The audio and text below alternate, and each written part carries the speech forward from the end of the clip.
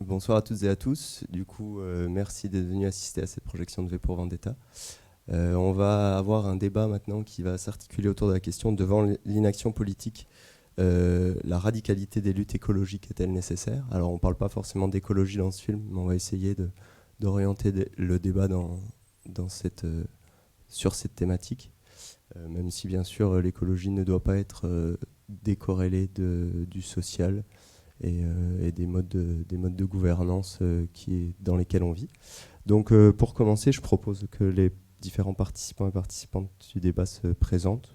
Comment vous vous êtes retrouvés ici? Qu'est-ce que vous avez fait qui vous rendra entre guillemets pertinent pour ce débat? Ou en tout cas, pas forcément justifié, mais expliquer ouais, certaines choses qui pourraient être utiles pour le débat. Vous voulez dire si on aime le film, par exemple?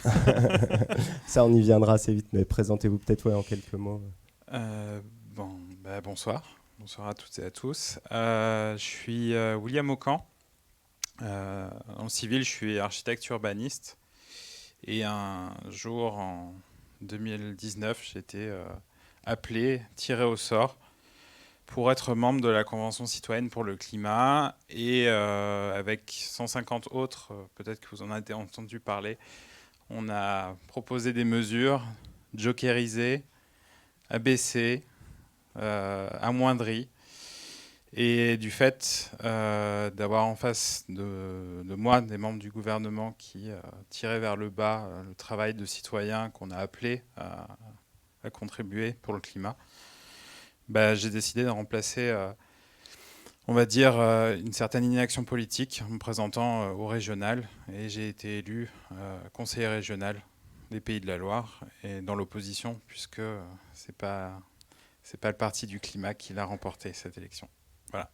Mais ravi d'être là ce soir, et surtout le film, c'est un grand fan déjà. Merci William.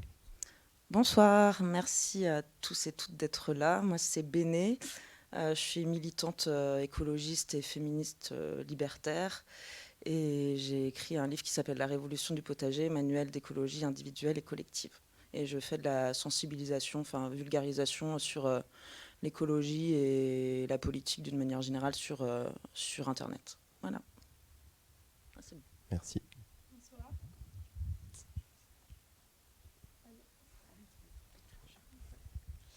Bonsoir, moi c'est Ethel, j'ai 15 ans et ça fait maintenant plus de 2 ans que je suis militante pour le climat suite au mouvement de Greta Thunberg, entre autres. Et voilà, je pense.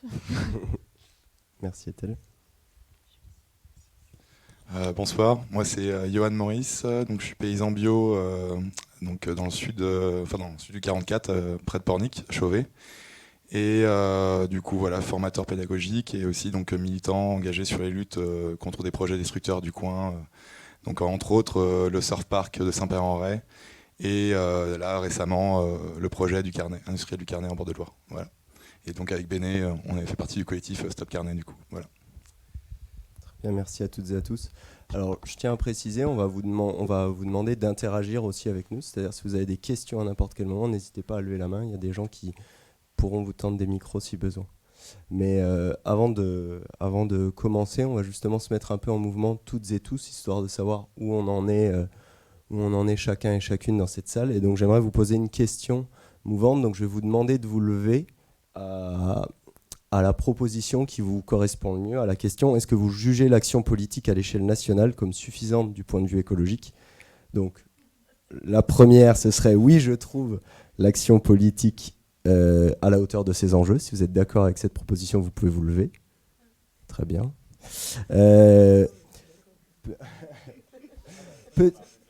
Ouais, c'est ça, il va y avoir quand même 3 degrés. Le deuxième degré, c'est: ils font bien ce qu'ils peuvent, ce n'est pas facile de prendre des mesures écologiques. Il y a une personne qui se lève, très bien. Et petit 3, non, je trouve l'action politique totalement inadaptée à la gravité des enjeux. Merci. Voilà. Donc on ne passera pas énormément de temps, je pense, sur le constat de l'inaction politique, mais j'ai quand même 2-3 questions pour nos participants, participantes. peut-être pour Johan, pour commencer. Récemment, j'ai vu le documentaire Une fois que tu sais d'Emmanuel Kaplan, où on entend le fondateur du Post-Carbone Institute qui énonce « Une fois que tu sais, tu ne peux plus être le même ». Et est-ce que, à ton avis, le scénario business as usual dont ont du mal à sortir les politiques traduit un manque de connaissances de leur part ?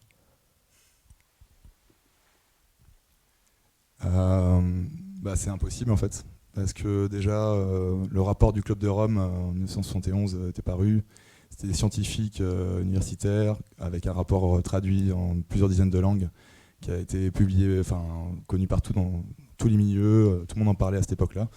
À la télé, c'était mentionné aussi énormément, les politiciens s'étaient réunis autour de ça. Et ça parlait déjà de la catastrophe qui allait à venir si on continuait dans le business as usual. Justement, dans les années 70 déjà, à ce moment-là, des mouvements climatiques et écologiques étaient déjà bien présents, commençaient à se mettre en place. L'alerte sur les gaz à effet de serre, l'alerte sur la pollution de l'eau, les pesticides, etc., ça commençait déjà à bien s'enclencher. Et pour la petite histoire, il faut d'abord savoir que le GIEC a été inventé par le gouvernement pour faire taire justement ces contestations militantes qui partaient du bas. Et ils ont bien réussi, puisque en plus avec le libéralisme qu'on a eu après dans les années 80-90, la mort du politique, on en est rendu aujourd'hui, on a l'impression qu'on réinvente les choses, on a l'impression qu'on peut à nouveau espérer aux politiques que c'est pas possible, ils ne peuvent pas faire autrement. Et dans les années 70, c'était déjà au courant, tous les rapports le mentionnaient déjà à ce moment-là. Et malheureusement, 40 ans plus tard, on en est au même point, alors que l'urgence, elle est là, et plus que là. Ouais. Donc j'ai dit non, vraiment, non. Tu penses qu'ils sont donc au courant et que c'est un choix délibéré de leur C'est des criminels, clairement, c'est des criminels. Mais du coup, j'aurais aimé aussi avoir l'avis de William là-dessus, parce que moi, ce que j'ai beaucoup aimé pendant la Convention citoyenne sur le climat, c'est que vous avez été formés et que vous êtes arrivés en très peu de temps, parce que vous aviez, si je dis pas d'erreur, 8 week-ends de formation, non, c'est ça, en très peu de temps, à des mesures radicales dans le sens où elles traitent le problème à la racine. Et du coup, toi, tu as côtoyé les politiques, je pense, au cours de cette Convention citoyenne pour le climat. Qu'est-ce qui cloche ? Est-ce que tu as une idée pour répondre à cette question ? Il n'y a pas grand-chose qui marche avec les politiques. En fait, j'ai l'impression, et puis la COP 26, on a été vraiment la grande messe aux promesses et les blablas en tout genre montrent en fait que la politique, dans l'état actuel dans lequel elle se trouve, ne verra qu'à court terme. C'est-à-dire qu'en gros, nos mesures, elles faisaient sens ensemble, avec leurs forces. Pas elles réinventaient, mais disons qu'elles prenaient compte quand même, je pense, des dizaines et des dizaines d'années de lutte. Au début de la Convention citoyenne, tout le monde nous regardait genre ah ouais, mais eux, ils savent pas ce que c'est que le climat et tout, et puis nous, ça fait des dizaines d'années qu'on le fait, ou même les politiques qui se disent ah non, mais ils vont quand même pas, c'est pas eux qui vont faire la loi, c'est nous. Puis au final, l'objet OVNI est passé, les gens se sont rendus compte qu'on on a été formés aux enjeux et qu'on répondait de manière appropriée. Il faut baisser ces degrés, il faut baisser nos émissions. On a travaillé sur plusieurs domaines, se déplacer, se nourrir, se loger, etc. On a produit une 150aine de mesures qui font baisser les émissions de gaz à effet de serre. Et certaines étaient plutôt radicales. Quand on demande de tout un pays de rénover thermiquement son logement, c'est une mesure qui ferait baisser de 8% ses émissions de gaz à effet de serre. Mais ça nécessite un effort de guerre colossal. Et quand on leur dit, dans 20 ans, il faut que vous ayez arrivé à faire que toute la population l'ait faite, et tout le monde l'ait fait. Et en fait, la première date qu'ils mettent, c'est interdiction des passoires thermiques en 2028. Et puis après, on se débrouille. Voilà. Et c'est un peu ça sur tous les domaines. Tout a été un petit peu rabaissé. Et en fait, il y a il ménage la chèvre et le chou. Je pense que beaucoup de gens se sont dit oui, le verre était dans le fruit au départ, de demander à un gouvernement as de la communication des citoyens de le faire. Par contre, je pense qu'ils ne s'attendaient pas à ce qu'on soit si poussé dans le raisonnement. Et tout à la fin, ce qui était très beau, après avoir remis les rapports, etc., ils ont quand même voulu continuer à discuter avec nous. Il y a une grande messe qui s'est faite en décembre et je vous invite à regarder. Bon, ça dure 4 heures.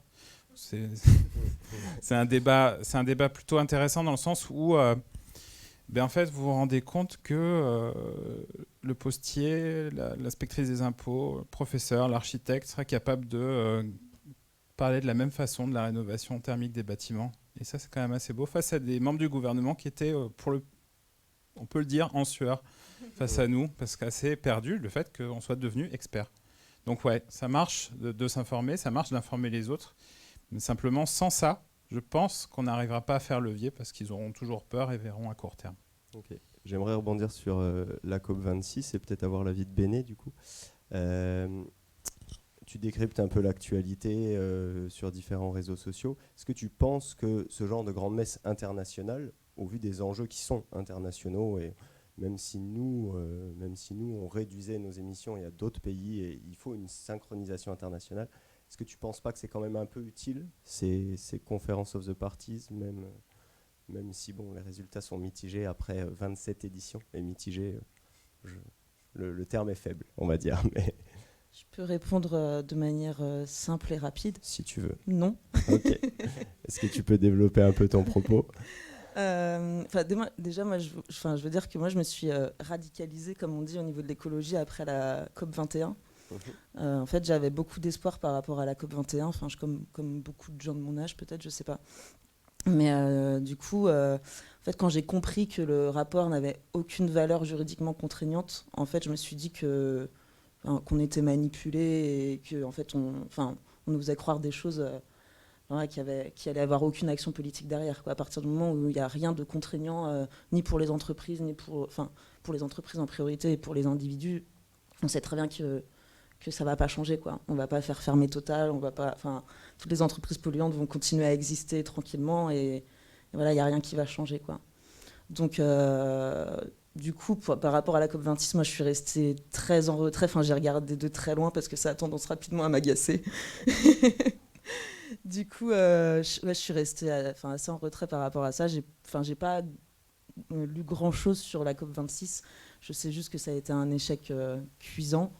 Je sais quels étaient les objectifs et je sais quels sont les résultats. Et en fait, on est très très loin des enjeux climatiques et il y a l'effondrement de la biodiversité, etc., quoi. Au niveau des enjeux, je ne sais pas s'il faut faire un petit rappel des... Ça peut pas faire de mal, mais ouais. Effectivement, on parle beaucoup de climat, mais il y en a d'autres, tout à fait.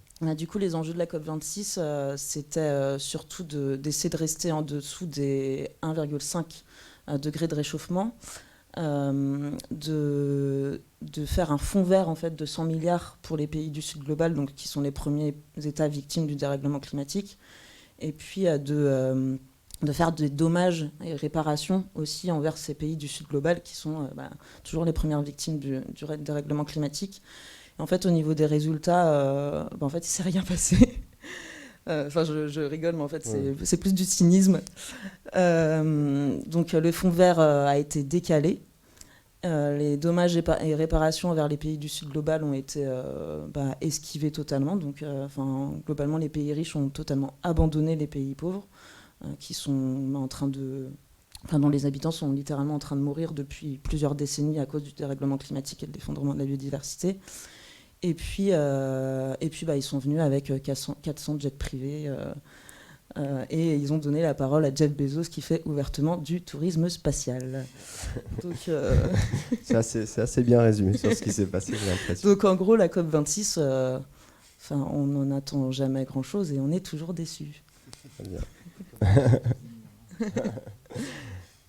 Merci. Du coup, tu as parlé de ta radicalisation, entre guillemets, même si j'aime pas trop ce terme quand on parle de... Ouais. Mais bon, je sais pas trop comment le dire. Il est souvent dénigré, alors que radical, ça veut dire, ça vient de racine. Oui, ça vient de radix, qui veut dire racine. Ouais. Ça. Et du coup, Ethel, toi, ton engagement ou ta prise de conscience est peut-être plus récente, je sais pas. Ça fait 2 ans donc, que tu nous dis que t'es engagé. Qu'est-ce qui t'a mis en mouvement ? Quel a été le déclic, si tu l'as identifié ? Je pense qu'il n'y a pas eu qu'un seul déclic. En fait, il y en a plusieurs. Et puis, les uns s'ajoutent aux autres. Et on se rend compte que, en fait, on n'est vraiment pas bien là. Le premier, ça a été à l'école primaire. J'étais dans une école qui était assez ouverte. Et puis, j'ai eu un rapport avec mon environnement, mon milieu qui était assez connecté, quoi. J'avais un bon lien avec la nature. Et ensuite, au collège, donc il y a eu le mouvement de Greta Thunberg qui est sorti et qui était un mouvement vraiment de jeunes. Et puis, je me suis très vite sentie concernée. Donc, je suis allée aux manifestations, j'étais assez engagée, mais que en allant aux manifestations. Et en fait, un peu par hasard, à un moment, je me suis retrouvée à faire une vidéo pour Youth for Climate. Et puis, j'ai bien aimé l'ambiance et j'ai rejoint le mouvement de l'autre côté du miroir, on pourrait dire. Mais je pense pas qu'à ce moment-là, j'étais vraiment politisée ou j'avais vraiment conscience de tous les enjeux que ça représentait. C'était plus un sentiment d'urgence ou de besoin. Et c'est après, en m'informant, en discutant avec des gens, en rencontrant aussi que j'ai pu vraiment comprendre mieux, et j'ai encore plein de choses à découvrir de quoi il en advenait. D'accord. Et c'est bien d'arriver à se mettre en mouvement, même quand on ne maîtrise pas tous les tenants et les aboutissants.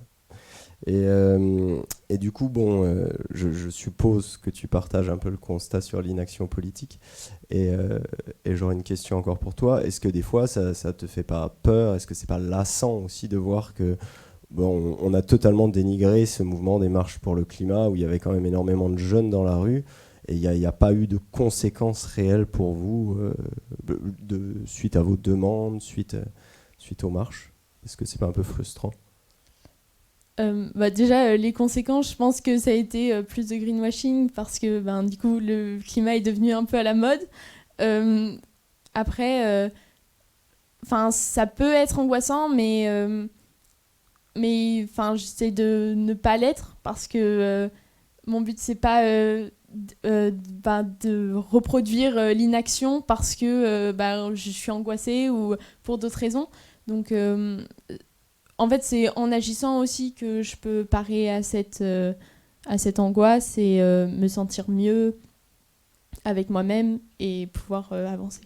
Ok, merci. Justement, on va parler un peu d'action, vu que la deuxième partie de ce débat va s'articuler autour de l'action directe. Et l'action directe, donc, je vous le rappelle, c'est une action dans des domaines politiques ou sociaux où un individu ou un groupe se met en mouvement, agit par lui-même afin de peser et d'imposer directement un rapport de force pour changer une situation, et ce, sans déléguer un pouvoir à un intermédiaire qui soit d'une forme quelconque, notamment politique.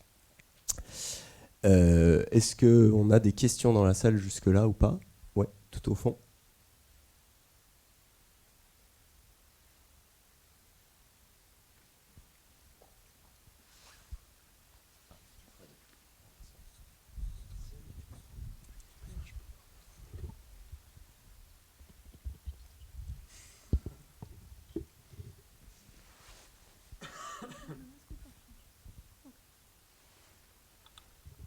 Bonjour, alors du coup, moi ma première question, ça reste quand même en fonction du film. Parce que on adore tous le film, je pense, ça a l'air d'être une généralité.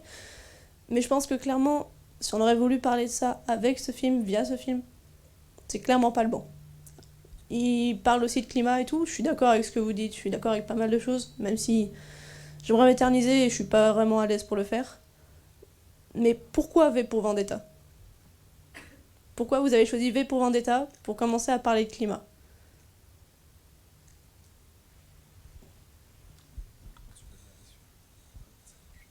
Bien, je vais essayer de répondre à cette question, sachant que je ne suis pas dans l'organisation du festival, je suis juste l'animateur.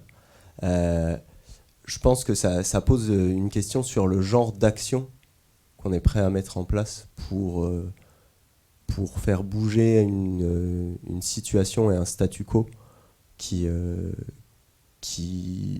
conduit à l'inaction des politiques. Et je pense que c'est un très bon film sur le fait que certaines actions, directes, indirectes, avec ou contre le gouvernement, comme on voit aujourd'hui dans la vie de tous les jours ce genre d'actions se mettre en place, peuvent faire changer les choses. Après, c'est idéalisé, et on pourrait en discuter. voilà, on pourra en discuter, mais je pense que... Ouais. C'est juste, du coup, moi, personnellement, même si j'ai pas fini le film, parce qu'il m'avait un peu trop perturbé et j'ai pas réussi à le finir, j'aurais peut-être mis Okja, du coup, à la place. Vous avez vu Okja ? Personnellement, non. C'est pas grave, mais juste, voilà. Parce que je vais peut-être pas monopoliser le... Oh, bien sûr, pas de souci. Donc c'est vrai qu'Arthur, qui anime le débat, n'a pas fait partie de l'équipe programmation, dont je fais partie. Et nous, à l'époque, quand on choisissait les films, on avait dans l'idée de faire un débat de créer une discussion sur l'action directe. On s'est beaucoup demandé quel film. Peut-être qu'on s'est trompé, peut-être que ça aurait pu être mieux. Mais comme a dit Arthur très justement, c'est vrai que face à une situation qui est victime, enfin, je sais pas si le mot victime est bien utilisé, mais il y a une telle inertie sur ces sujets, on peut pas dire le contraire. Je pense qu'on l'a vu avec les gens qui se sont levés au début de la séance, que on en vient à se demander, et beaucoup de gens se demandent en tout cas, s'il faudrait pas faire des actions un petit peu plus directes, un petit peu changer notre rapport à la démocratie, la faire fonctionner autrement. C'est ce qui s'est passé à Notre-Dame-des-Landes il y a quelques temps. S'il n'y avait pas des gens qui avaient pensé à ça, aujourd'hui il y aurait un aéroport. Et un projet qui était un petit peu inutile quand même, il faut le dire. Il n'y a pas eu que des zadistes, il y a des gens qui ont fait des rapports, etc. Donc ça nous paraissait quand même un sujet intéressant pour parler du climat qui est victime de cette inertie politique due au fonctionnement de nos institutions. Voilà. Merci Amine. Du coup, une fois de plus, on va essayer de sonder et de comprendre ce que vous pensez dans la salle. Et donc, j'aurai une deuxième question. Croyez-vous que les dispositifs aujourd'hui légaux et non contraignants que peuvent être l'écriture de tribunes, les manifestations comme on en voit régulièrement, soient utiles pour se faire entendre en France ?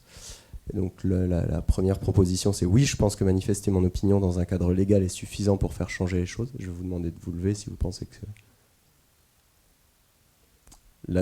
Du coup, il va y avoir une nuance. Je pense qu'il faut une pluralité d'actions en incluant des actions directes,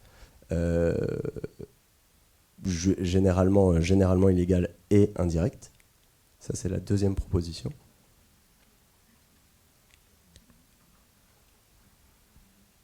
Merci. Et la troisième proposition, c'est non, je pense que des actions non contraignantes sont insuffisantes et qu'il faut uniquement utiliser des actions directes pour s'extraire du cadre donné par nos institutions. Vous n'êtes pas filmé, vous pouvez vous lever.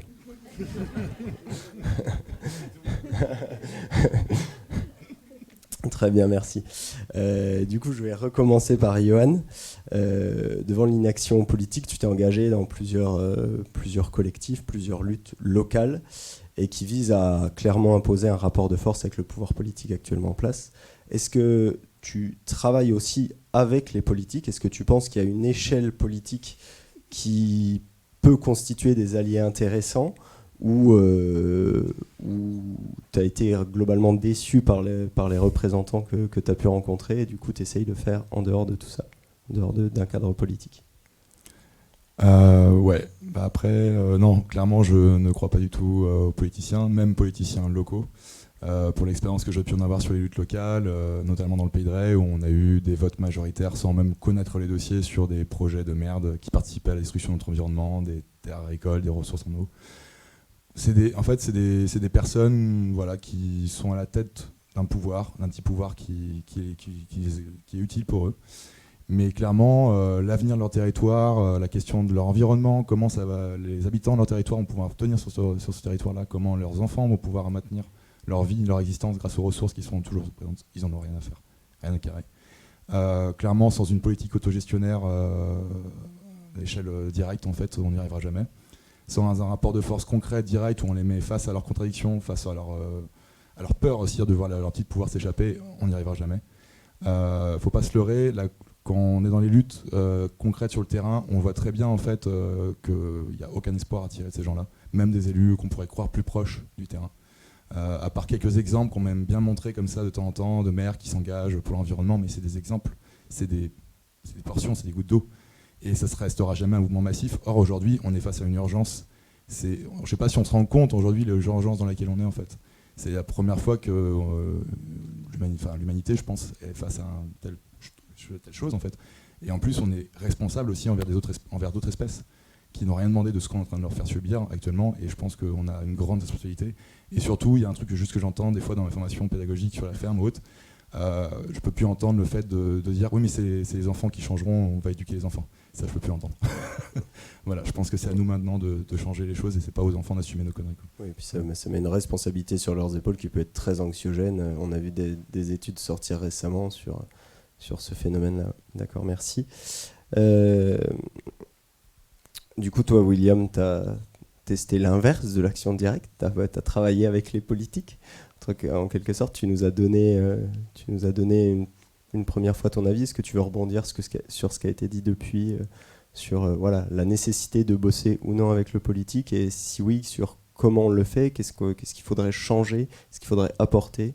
Parce que bon, la Convention citoyenne pour le climat, si on s'en était tenu aux premières promesses de Macron de passer 147 ou 146 propositions sans filtre, ça aurait été une grande réussite, je pense. Déjà, en plus, pour relier un petit peu à la question du fond, le film et tout ça, il y a quand même dans le film, en fait, l'engagement des personnages, sur plusieurs échelles, elle est sur le choc. Je me rappelle des parents de Ivy, en fait, ils sont politisés parce que le petit frère est mort. C'est pareil, V, il veut exploser Big Ben et compagnie pour justement créer le choc, parce que c'est la destruction du Parlement, ça veut dire, c'est tout un symbole qui s'en va. La question du choc, elle est, je pense, centrale dans l'expérience que j'ai vécue. Il a fallu la première journée de la Convention citoyenne pour s'approprier ce fait qu'on doit réduire son empreinte carbone perso par an et par habitant de 11 à 2 tonnes en 30 ans. Et ça, on a été égaux face à cette information. On a mis quelques semaines et mois à le comprendre, à la fois à la Convention et puis après dans les lectures. Mais disons qu'il y avait ce choc-là. Et ce choc-là, tu rentres chez toi, je pense que beaucoup d'entre vous l'ont eu, etc. Mais c'est qu'après, tu te dis, mais en fait, on est en train de faire ça, on est en train de faire ces mesures, on est en train de discuter, c'est passionnant, c'est intéressant, mais ceux dehors, là, ils vont apprendre ça comment?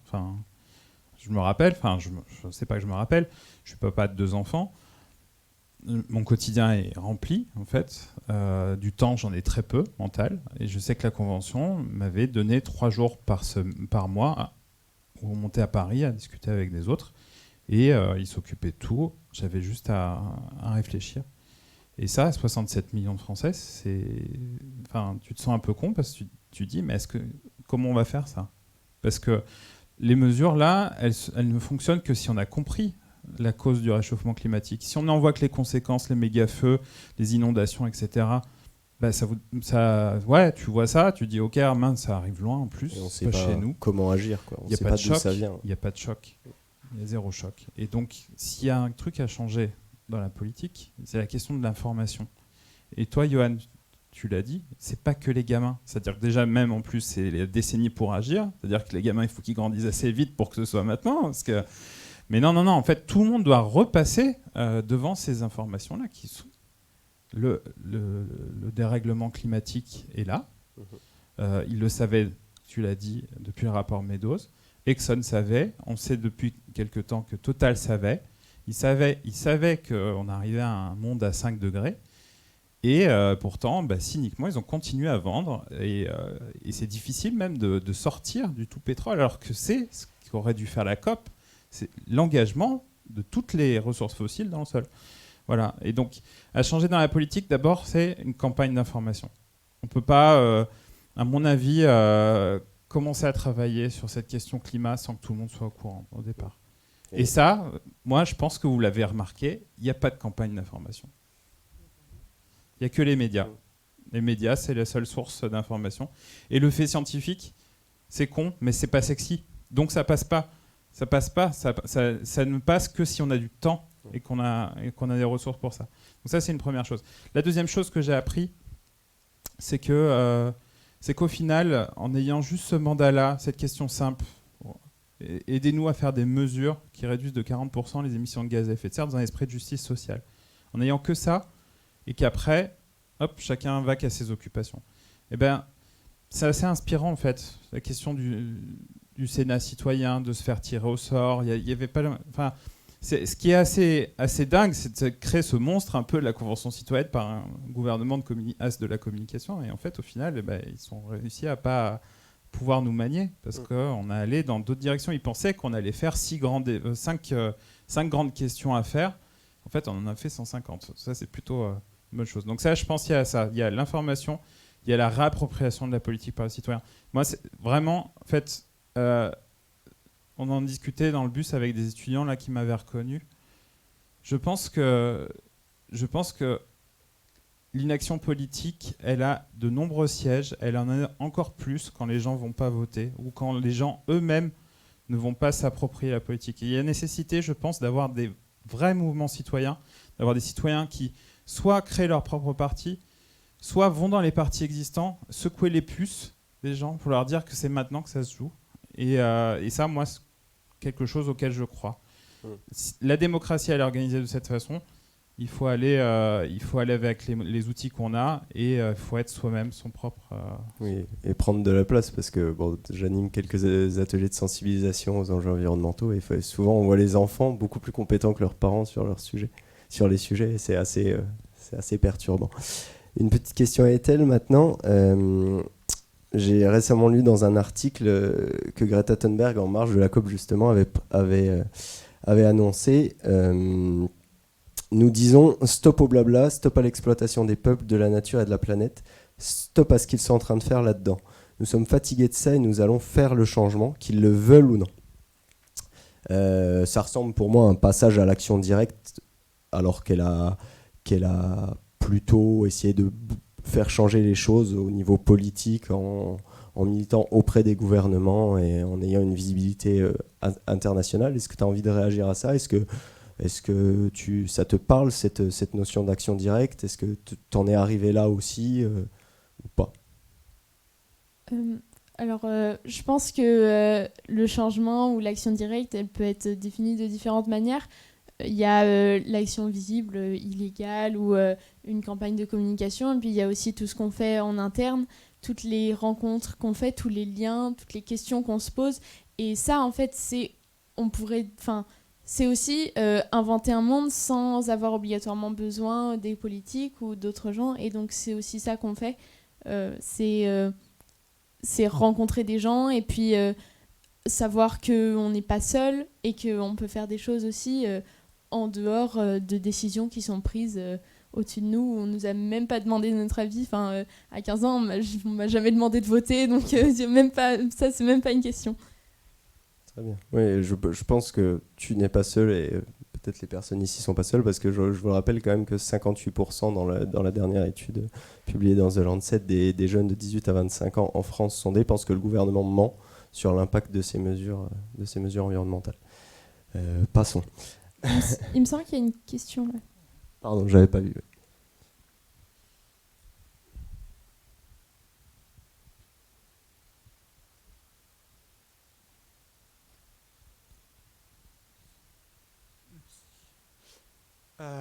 J'ai une petite question du coup par rapport à l'action directe.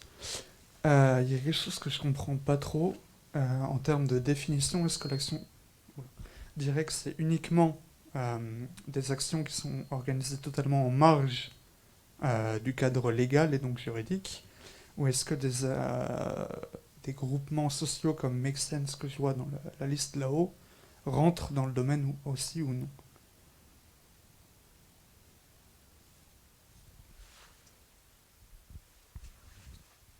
La nuance est mince parfois. L'idée de l'action directe, c'est vraiment d'instaurer un rapport de force avec le monde politique, mais sans déléguer, sans forcément chercher à communiquer directement avec eux. Montrer qu'on est là et montrer que les personnes qui font une action directe sont là et essayer de changer les choses, mais comme le disait Ethel, voilà, ça peut être juste se réunir entre soi et s'extraire d'un modèle qui ne fonctionne pas, par exemple. Voilà. Okay. Est-ce que j'ai répondu un petit peu à ta question ? Oui. J'en ai une autre dans la continuité du coup. Alors, Est-ce que il y a pas mal d'autres questions. Ouais, donc c'est très rapide. Ok, vas-y. Du coup.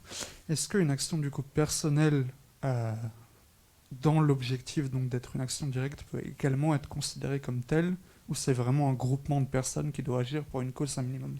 Ça peut être individuel. Ça Ok. peut tout à fait être individuel. Ça marche. Merci. On a des questions, une devant et une derrière, je crois.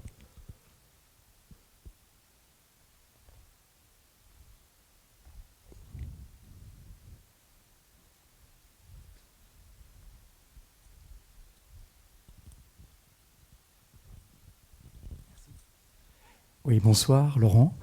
J'aimerais déjà faire remarquer quand même qu'on est juste après la COP26, que comme probablement la plupart d'entre nous, enfin d'entre vous, les présents ont déjà été présents dans d'autres manifestations. Et vous voyez, c'est quand même assez clairsemé.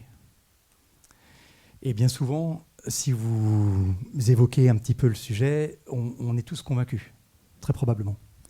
Premier point. J'ai bien aimé qu'on rappelle effectivement que le constat, il naît déjà depuis de 50 ans, le rapport Midos du Club de Rome, donc évidemment, on le sait tous. Hein, on se voile la face, évidemment. J'aimerais interpeller un petit peu, savoir quel est votre avis sur... On le sait depuis 50 ans, il y a des militants qui se sont déjà battus via des actions directes, hein, notamment, il y en a plein, hein, mais José Bové en est une des figures.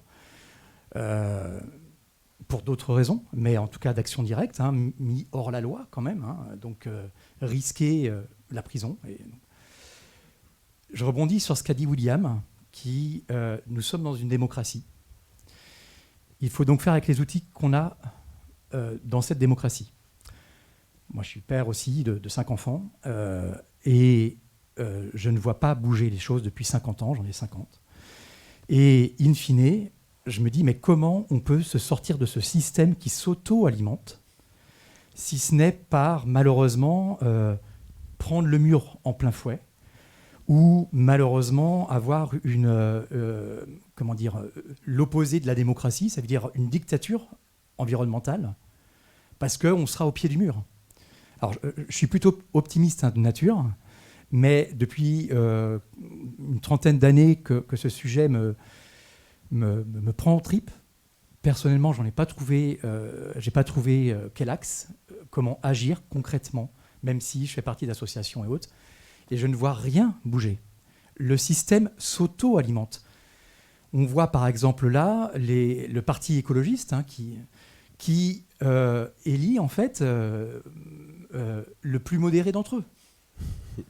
Donc, encore une fois, tout le monde est d'accord sur le constat. Et derrière, comment sortir avec les outils de démocratie dans lesquels on est? Moi, j'aimerais bien... William, tu as commencé à rentrer dans une action politique, mais comment peut-on faire pour s'en extraire, quoi? Enfin, ce système qui s'auto-alimente. Je ne vois malheureusement pas d'issue, quoi. Bon, voilà. Je ne suis pas très positif, hein, je suis désolé. Mais les années, le recul fait que je ne vois pas d'issue, moi, de mon côté. Je vais me permettre de répondre en une phrase, et après, éventuellement, je vous laisserai réagir. En fait, le système, on le choisit. Le climat, on ne le choisit pas. C'est des lois de la physique qui nous sont imposées. Et on n'aura pas le choix. Le dérèglement climatique, c'est un fait, et on ne pourra pas aller à l'encontre. Donc, soit on change de système si on arrive à convaincre et à éduquer suffisamment de monde en disant, mais bon, derrière le système, hein, c'est un terme assez large, hein, ce qu'il faut changer, c'est assez large. Mais soit on arrive à convaincre suffisamment de monde qu'il faut changer de système, et après ça peut éventuellement passer par les urnes, soit il y a des choses qui sont inventées tous les jours, et faire du lien, créer un archipel de petites communautés. Il y aura pas une solution qui sera mondiale, en tout cas, je pense.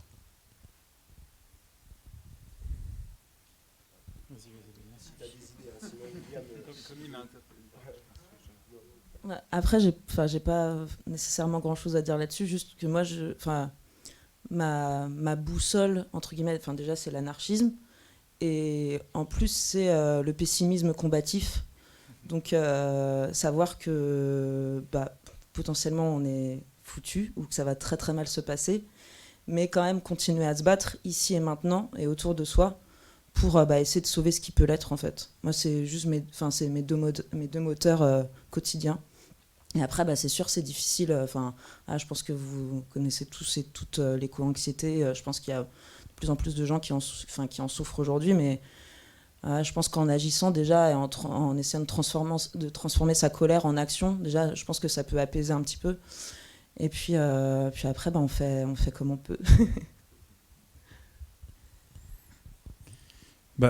En fait, si tu veux, en ce moment, je suis en train de réfléchir très fortement à un espèce de paradoxe qui fait qu'on a une urgence d'agir, on a les moyens qu'on a, ce que je te disais sur la politique, mais en fait, plus personne, il y a une abstention record et plus personne va voter. Et certes, les candidats sont pas pour beaucoup à la hauteur, la fonction politique est abîmée.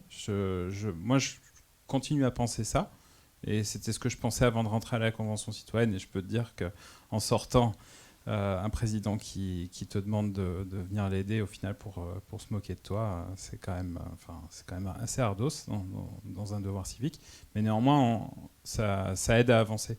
Mais disons que moi, j'aimerais énormément que tout le monde s'exprime. Tout le monde s'exprime par au moins ce vote pour dire on veut de ça ou on veut pas de ça. La reconnaissance du vote blanc, par exemple, j'y suis pour. Tous ceux qu'on nous présente sont pas à la hauteur.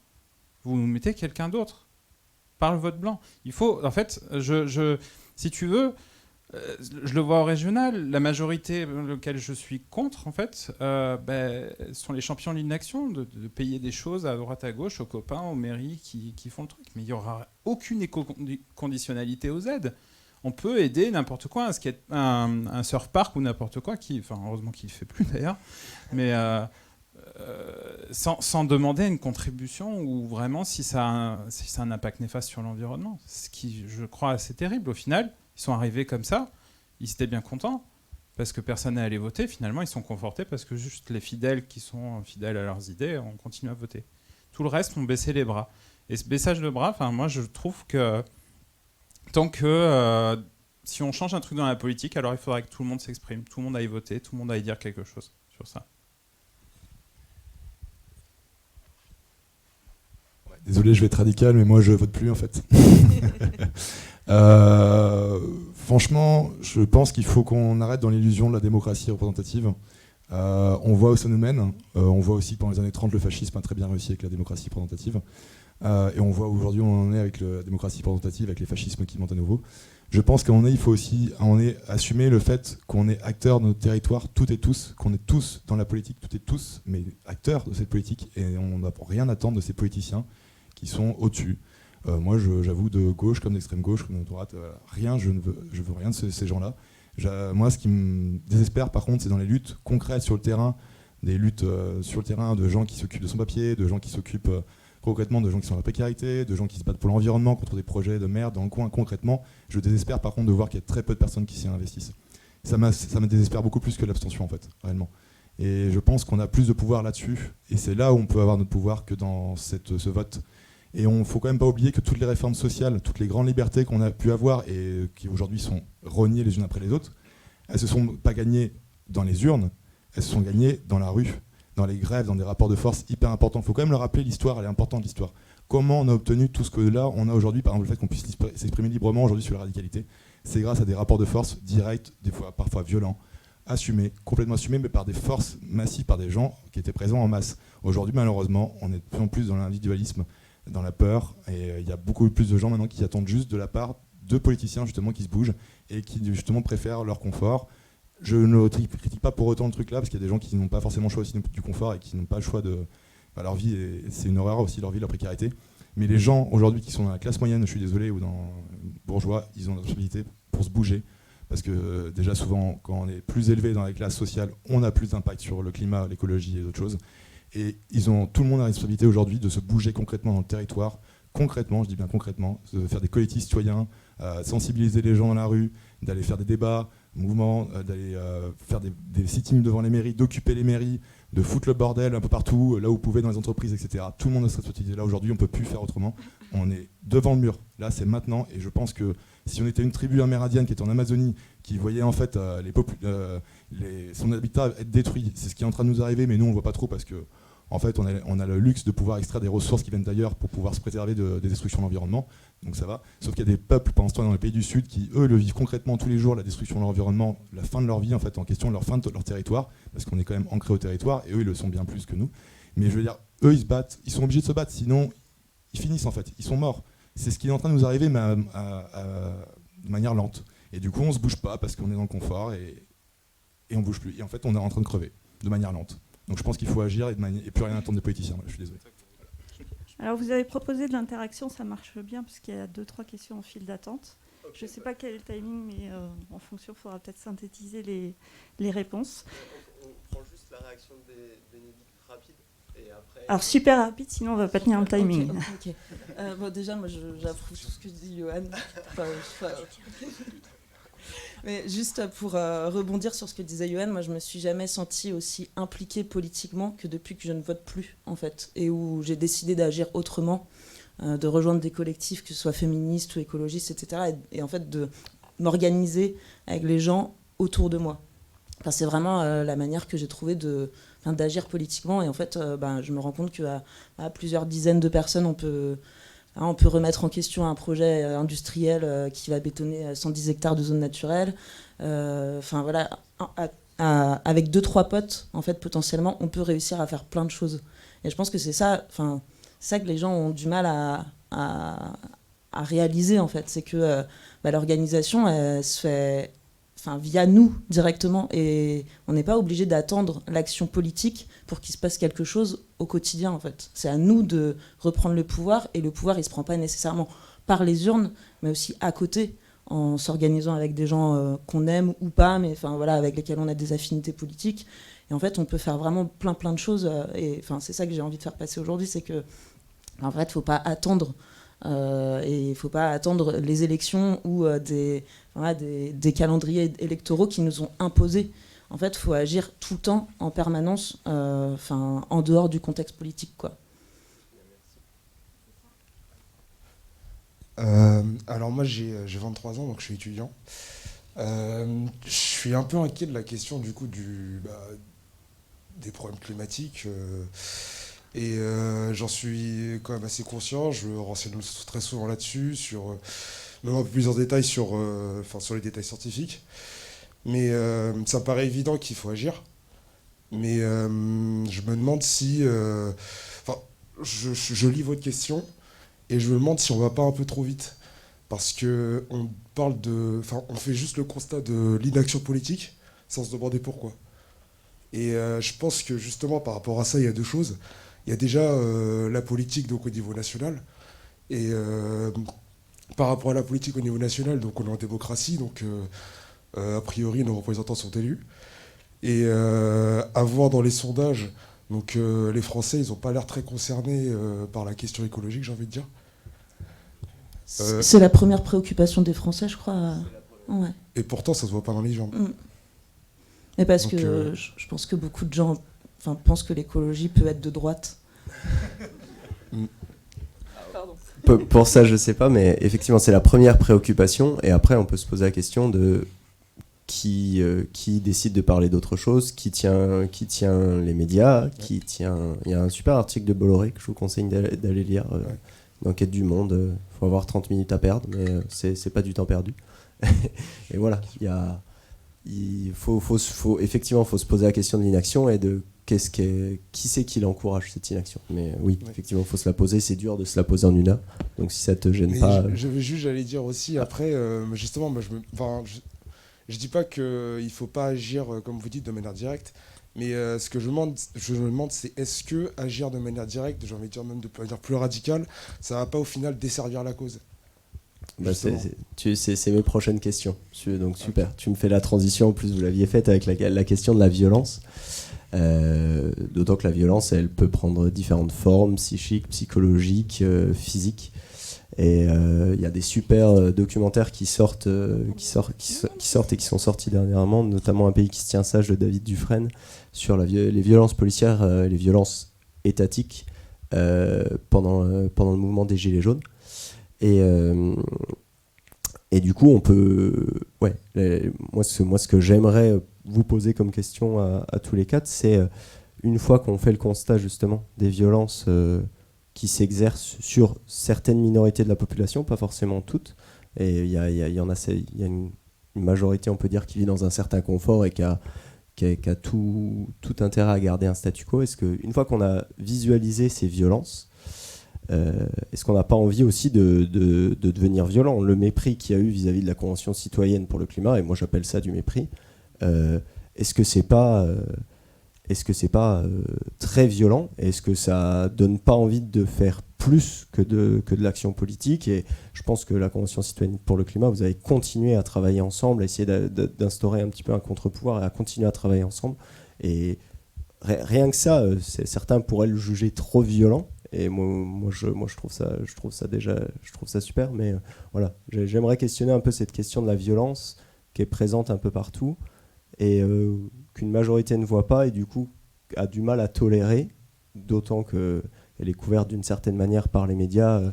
Au sortir du premier confinement, les manifs des soignants, où il y a eu un débordement dans toute la France, ça a fait le tour de tous les médias. On peut se questionner un petit peu sur voilà, qui encourage cette inaction, qui tient les médias. Et heureusement, nous, on est indépendants, donc je peux dire n'importe quoi.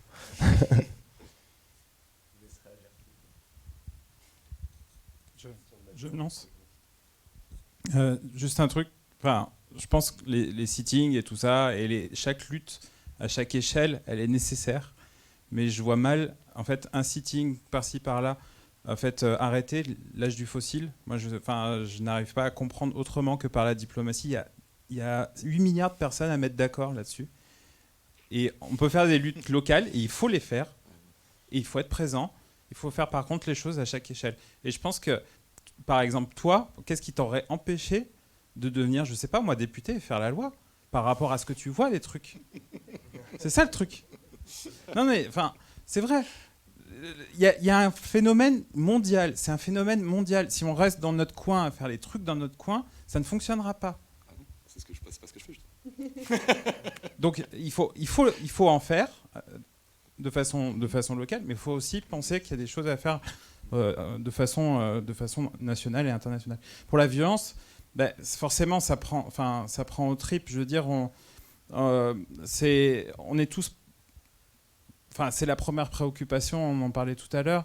On est prêt à changer. Quand on est informé, on peut soulever des montagnes. Enfin, je veux dire, ils sont vraiment ouvertement. En fait, ils n'étaient même pas à la page. Je pense que le président ne s'entoure que d'experts économiques. Alors que nous, on a vu des paléoclimatologues, des contradicteurs de temps en temps, philosophes, etc., où on a une vision complète. On a demandé à des experts de venir nous voir, effectivement, quand on avait quelque chose qui nous manquait. Il y a eu les contradicteurs, c'était assez savoureux de leur demander de sortir. Le PDG d'Aéroport de Paris, le mec qui nous a expliqué que c'était c'était moins lourd d'un point de vue carbone de faire venir son bois de Chine que de Savoie. Enfin, il y a des choses quand même un peu aberrante. Et cette violence-là, elle est, de venir chercher les citoyennes et les citoyens dans un but extrêmement fort. Hein, je veux dire, c'est la question de l'exemplarité. On en est là. Hein, je veux dire, la France, c'est 1% des émissions mondiales. Enfin, autrement, c'est un pays qui par son développement, a pris sur les autres. Là, nos émissions carbone, elles sont dans d'autres pays, elles sont en Chine, en Inde, etc. Et on leur demande de faire sacrifice. Et à la COP, c'était ce qui était demandé, que les pays qui ont la connaissance de ça et qui ont à aider. Donc la violence, cette violence, je pense qu'il faut... j'en ai participer à des marches climat, mais les marches climat, il y a de moins en moins de monde qui y vont. Je suis allé à Paris aussi faire une opération Extinction Rébellion. Pareil, en fait, ça s'est vite terminé. Enfin, je veux dire, tout le monde dans les fourgons et puis basta. Mais le truc, c'est que comment on change d'échelle ? comment on se remet tout le monde d'accord. Le truc, c'est qu'il y a beaucoup de gens qui malheureusement, tu vas leur dire que la terre flambe, mais ok, mais il faut que je termine mon mois, quoi, tu vois. Et en fait, j'en reviens à dire au départ, la culture du choc, on l'a pas toutes et tous. La conscience de la transition écologique, on l'a pas toutes et tous, et il faut se mettre au diapason. Je sais pas comment, mais... Il y a une question par rapport à ça, dans le public. Oui, bonsoir.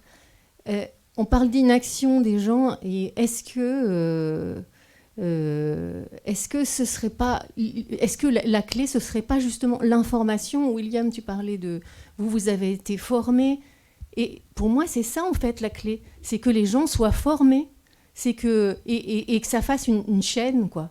C'est que des petits groupes se forment, que vous qui avez été formez d'autres gens, et d'autres gens forment d'autres gens, et c'est comme ça qu'on va y arriver. C'est avec les gens de la base.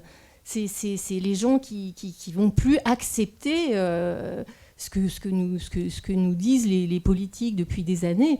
Mais il faut savoir, en fait, c'est que les gens... Il y a plein de gens qui savent pas quoi faire, en fait. Ils savent pas quoi faire pour s'engager. C'est vrai, on ne sait pas quoi faire. Et en fait, déjà, avoir la connaissance pour pouvoir avoir des arguments valables, pour moi, c'est ça la clé, en fait. Et après, c'est le mouvement de masse qui fera que ce sera plus possible pour eux de nous raconter n'importe quoi. Oui, je suis un petit peu dans la continuité. Moi, j'ai trouvé, je pense qu'on a été nombreux à trouver que l'initiative de la Convention citoyenne, c'était une idée assez géniale. On est tous tombés de notre chaise quand on a vu la manière dont ça s'est fini. Pour autant, j'ai envie de dire, il y a aussi probablement un vrai intérêt à remettre cette expérience. C'est pas parce que ça n'a pas marché une fois ou que ça n'a pas donné les résultats qu'on voulait qu'il faut aussi peut-être abandonner cette idée qui est vraiment une idée dans laquelle on a vu ce qui vient d'être dit, je ne vais pas le redire. C'est un truc qui fondamentalement marche et donne beaucoup de crédibilité au discours de gens un petit peu, de gens informés. J'avais juste une petite question par rapport à cette convention citoyenne. Elle a beaucoup tourné autour du climat et du réchauffement climatique. Est-ce que vous avez eu aussi de l'information sur les enjeux internationaux, sur tout ce qui fait que pourquoi de compte fait ça marche pas, et je vais pas dire si on était à la place de Macron comment on s'en démerderait, parce qu'on est bien quand même obligé de constater qu'il y a des enjeux internationaux où la France et tous les pays du monde sont quand même en compétition. Et les compétitions, elles ne se passent pas sur le plan climatique. Je veux dire, ça reste presque un luxe de pouvoir en parler. Comment est-ce qu'on aborde ça sur le plan, sur la perception mondiale du problème, quoi? Non, mais je ne veux pas monopoliser la parole, mais sinon j'en parlerai tout à l'heure. Mais... Ouais, on peut peut-être continuer sur la violence et sur... On y reviendra. C'était quoi la question sur la violence déjà? Sur est-ce qu'on n'a pas envie de devenir violent à un moment quand on voit la violence autour de nous et quand on en a pris conscience? Et moi en fait, après la compréhension des enjeux, quand on voit la violence des phases des flux migratoires qu'il va y avoir à cause du changement climatique. Ah oui, pardon. Quand on voit la violence des flux migratoires qu'il va y avoir qui viennent de pays non en voie de développement, qui sont responsables de rien du tout dans les émissions, et que on va pas les accueillir à bras ouverts. Aujourd'hui, les débats politiques, c'est justement sur l'immigration. Moi, je trouve ça très très violent. Et à quel moment on continue à tolérer ça? Moi, voilà, mon engagement, il vient de là aussi. J'ai pas envie d'arriver en 2022, en 2027 ou je ne sais quand à voter, pour peu qu'on ait encore envie de voter, ou à voter pour 2 personnes au second tour qui proposeront de construire un mur à nos frontières et à tirer sur des migrants. Et on peut y arriver très très vite. L'ONU annonce plusieurs centaines de millions de migrants d'ici à 2050. Donc c'est un fait. Comment on fait pour traiter de cette problématique et le plus équitablement possible, en sachant que nous, pays développés, on est responsable des émissions. On est responsable de la majorité des émissions. Et 1% des émissions, oui. Alors ça dépend comment on compte, c'est plus vers les deux si on compte les émissions importées, donc toute la production qui est délocalisée en Chine, et on est 0,5% de la population, donc c'est déjà trop. C'est déjà trop, et historiquement, je vous parle même pas des chiffres. La violence, la dichotomie non-violence, violence, c'est un sujet hyper délicat. Je suis pas super à l'aise pour en parler, mais moi je suis pas violente moi-même. Par contre, j'ai pas honte à dire que je suis solidaire envers les personnes qui sont violentes dans les manifestations ou dans d'autres lieux de lutte, parce qu'en fait la violence infligée par l'État et les États d'une manière générale, et le système capitaliste et patriarcal et colonial, en fait, ça tue directement des millions de gens. En fait, donc nous, on est dans notre pays privilégié. Et, globalement, je pense que les personnes qui sont ici sont privilégiées. Donc nous, on voit pas tout ça. Mais il y a des gens pour qui la violence, en fait, c'est pas un choix, c'est une manière de survivre. En fait, c'est des personnes qui sont ouvertement dans la précarité depuis potentiellement leur naissance. Des gens qui vivent à la rue, qui n'ont pas de quoi manger. À un moment donné, je comprends qu'on en vienne à brûler des voitures, à jeter des pavés, à casser des vitrines de banque. Je pense qu'il faut vraiment... je pense que le milieu écolo, qui est globalement blanc et privilégié, doit aussi se remettre en question sur sa vision de la violence. Et où elle est la violence, et est-ce que la violence qui est exercée dans les manifs ou les lieux de lutte ou... dans le contexte militant, est-ce que c'est juste pas de l'autodéfense en fait plutôt que de la vraie violence ? Je pense que c'est un débat qui existe déjà dans les milieux militants, mais je pense dans le milieu, dans le contexte mainstream entre guillemets, je pense que faut arrêter de stigmatiser les personnes qui sont violentes en manifestation, etc. Parce que à cause des images des médias qui polarisent et se focalisent vraiment sur ce sujet de façon à indigner les gens, etc., sans en fait parler des causes de cette violence et à quoi elles répondent. Pour préciser ma question, pour toi, Ethel, justement, alors oui, on a souvent tendance à opposer violence et non-violence, alors que souvent elles ont fonctionné de pair. Aux États-Unis, Martin Luther King et Malcolm X travaillaient ensemble, en fait. Ils ne s'excluaient pas l'un l'autre. Nelson Mandela, on en a fait un apôtre de la non-violence, pas du tout. Pas du tout, vraiment. Et voilà, il faut se questionner sur aussi la vision idéaliste des médias de la violence c'est mal, la non-violence, regardez, ça marche, Gandhi, Mandela, etc. Et, voilà. Et justement, j'ai une question pour Ethel là-dessus, parce que Youth for Climate, justement, c'est une association qui ne se revendique pas non-violente. Et ça, je trouve assez intéressant. Donc, vous organisez différents types d'événements, des actions directes violentes, éventuellement non violentes, pas avec la même fréquence et tout. Et comment ces différentes approches et ces différentes manières de faire sont tolérées au sein de l'association, est-ce que, sans forcément rentrer trop dans les détails, mais voilà, est-ce que tu as vu des pistes intéressantes à creuser sur la cohabitation de ces deux manières d'agir ? Alors, premièrement, je voulais dire que dans mon raisonnement, je suis très proche de celui de Béné sur beaucoup d'aspects. Évidemment, effectivement, Youth for Climate ne se revendique pas non-violent. Ça ne veut pas dire qu'on fait que des actions violentes, évidemment. Je pense que la question, c'était plutôt les débats qui sont en interne ou les questions. Et il y a évidemment des débats, c'est pas la première fois que j'ai ce débat sur la violence, la non-violence, c'est vraiment un truc qui est qui revient très souvent, et je pense pas qu'il y ait de réponse, il n'y a pas un choix, et les deux peuvent coexister. Nous, ce qu'on revendique, ça va être plutôt la diversité des tactiques, donc prendre tout ce qui est bon, et puis faire ce qui nous semble juste, et puis ne pas mettre de côté des choses qui nous... c'est difficile à expliquer. Ne pas mettre de côté dès qu'on entend le mot violence, parce que il y a plein de questions sur qu'est-ce que la violence, et c'est vraiment un débat sans fond, j'ai l'impression. Tolérer une diversité d'approches et surtout une approche la plus adaptée à la situation, je pense. Ok, merci. Et si tu veux réagir sur cette question de la violence, Yoann. Ouais, c'est un débat qui traverse milieu militant, mais qui traverse beaucoup moins ces derniers temps, j'ai quand même observé. Je pense que on est de plus en plus de personnes à se dire que là ça suffit ce débat, il nous a pollué assez depuis longtemps dans les milieux blancs, justement occidentaux, privilégiés. Qu'on a été aussi faire la morale au peuple indigène sur la manière dont il fallait se défendre aussi face aux mineurs, face aux destructeurs de l'environnement.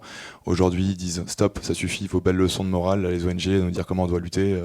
Maintenant, ça fait 30-40 ans qu'on nous dit qu'on doit utiliser la non-violence. Ça fait 30-40 ans qu'on voit nos territoires reculer de plus en plus, qu'on se voit faire matraquer de plus en plus. Elle nous a apporté quoi votre non-violence? Rien. Donc au bout d'un moment, en fait, il faut savoir que toutes les luttes, toutes les victoires qu'on a pu avoir, les peuples ont pu avoir, se sont faites dans la non-violence et dans la violence. Et qu'il n'y a pas eu de dichotomie opposée entre les deux, et que c'est vraiment quelque chose de purement occidental et très moderne de mettre ce mythe en avant de la non-violence comme étant quelque chose, l'arme ultime qui va pouvoir nous sauver. Et il faut arrêter avec ce truc-là, en fait. C'est un mythe qui nous a été vendu, en fait. Et qui permet de rassurer pas mal de gens, je pense, sur leur niveau d'engagement aussi. Je pense sur ça aussi. C'est un petit confort qu'on se donne personnel aussi quand on est militant, de se dire moi je suis non-violent, voilà. Je pense qu'il faut se le dire aussi.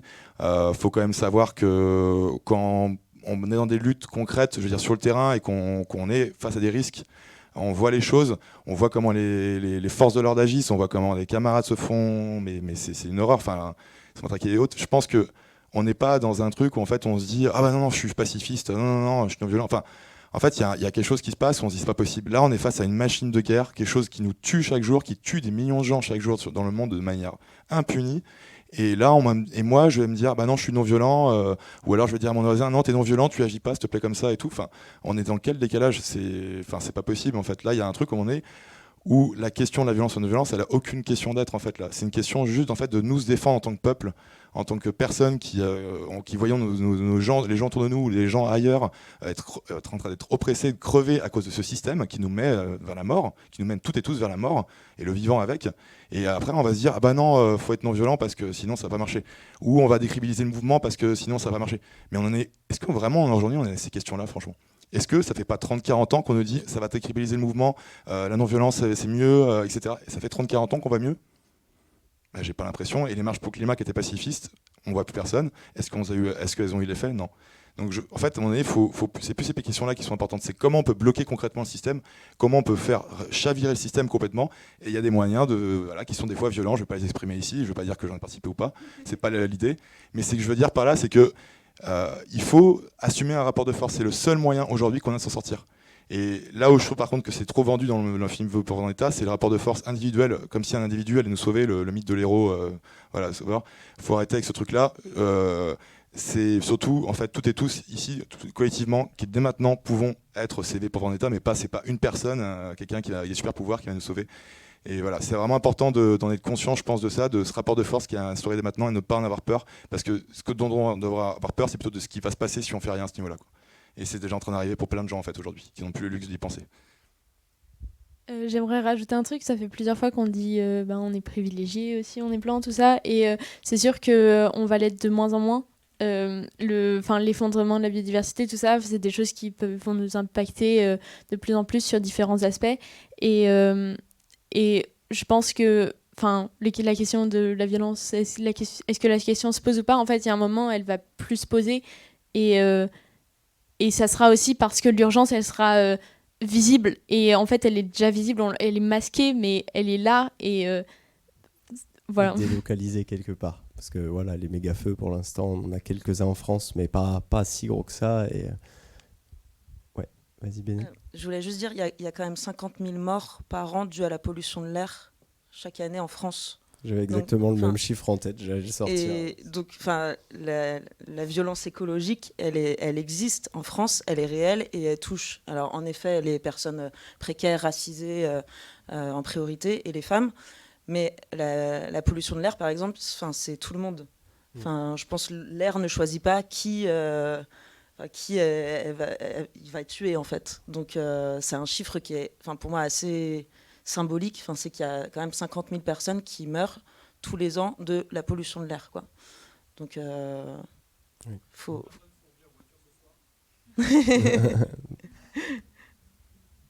Ouais, je suis pas sûr que ce soit très représentatif de la population française, mais bon, c'est intéressant. 4 personnes dans la salle, une quarantaine de personnes qui sont venues en voiture ce soir. Très bien.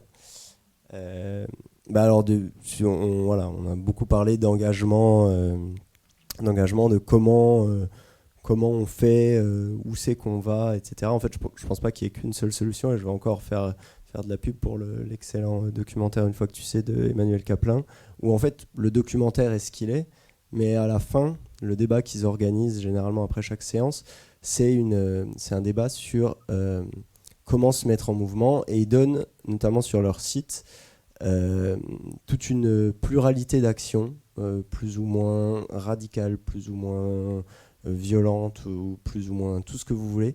Et donc je vous invite vraiment à aller voir ce site, et vous trouverez quelque chose, et un collectif, un groupe qui existe déjà, dans lequel vous engagez. Si vous cherchez un moment à vous engager, mais bon, je ne doute pas que vous l'êtes déjà à votre échelle. Mais voilà, c'est savoir qu'on n'est pas seul, et qu'il y a des initiatives qui existent et dont on n'entend pas parler effectivement à la télé, ou pour laquelle on ne fait pas de pub sur les arrêts de bus. Mais voilà, il y a des très belles choses qui se font à Nantes notamment. Et il y a des très beaux mouvements de lutte contre des projets totalement aberrants.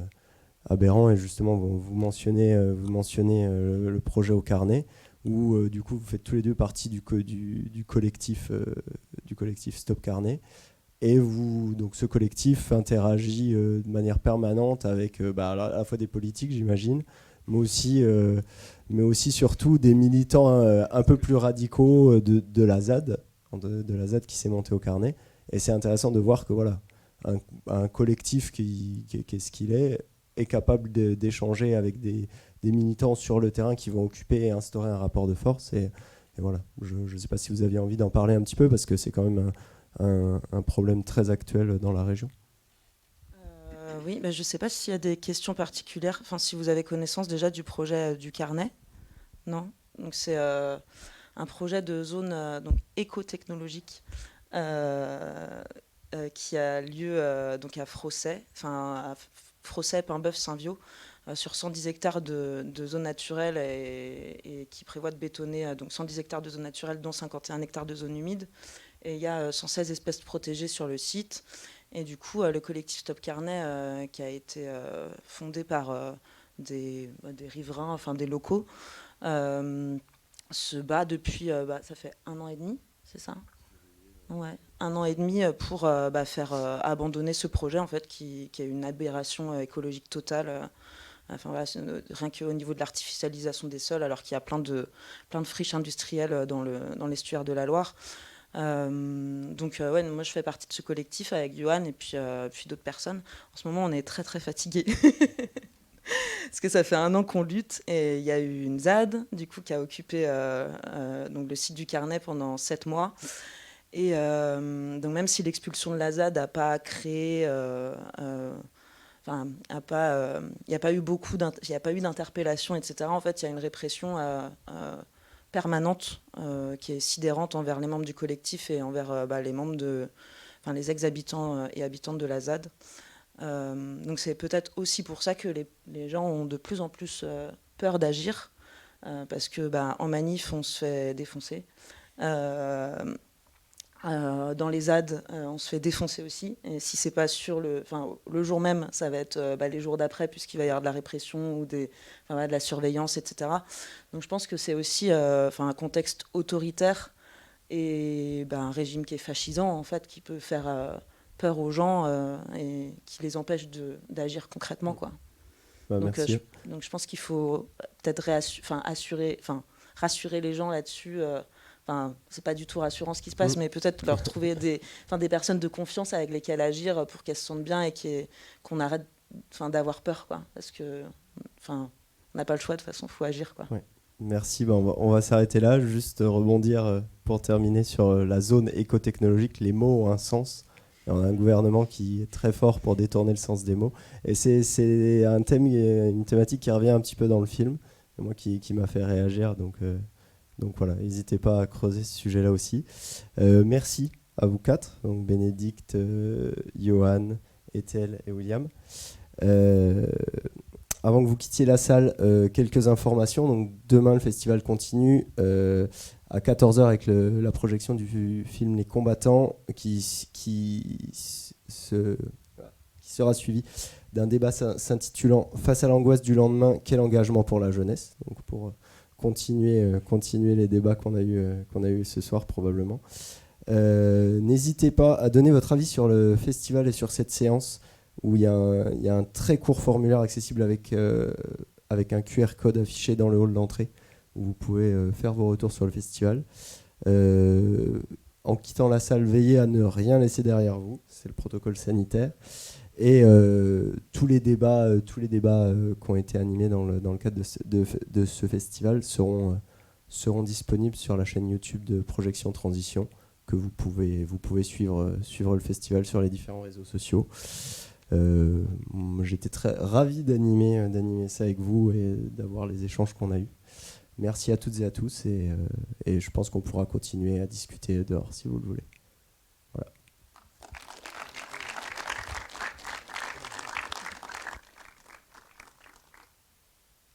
Je sais qu'il restait